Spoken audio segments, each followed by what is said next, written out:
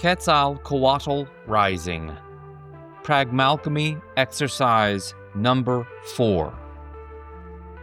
Note: if you haven't already done so, before proceeding with this or any other exercise in this series, please read or listen to the PragmAlchemy orientation at saulluckman.substack.com/p/PragmAlchemy. Also, be sure to start each PragmAlchemy session with the first exercise, energy intake in the cauldron position. After that, feel free to mix and match additional techniques however you like to create extended, personalized sessions.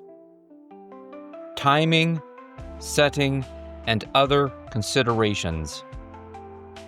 As always, find a peaceful, comfortable space at home or another location. For this exercise, you will be standing in front of a chair or something functionally similar, with its back to you so you can support yourself with your hands.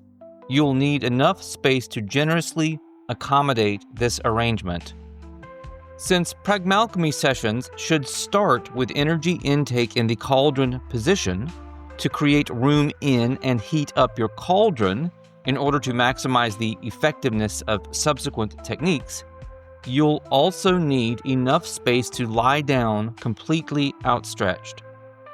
When it comes time to perform Quetzalcoatl Rising, give yourself at least 6 minutes.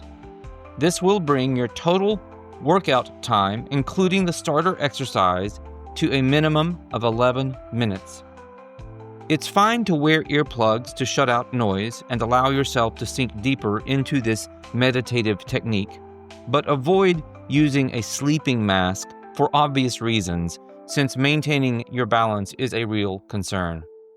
Feel free to perform Quetzalcoatl Rising as often as you like. It's a fantastic way of boosting your energy and restoring your entire body from the feet up. But as with energy intake in the cauldron position, 10 minutes is probably the upper limit for how long you should do it by itself in a single session. This isn't a hard and fast rule, but merely an invitation to accept how powerful this work is and listen to your body with a willingness to treat it gently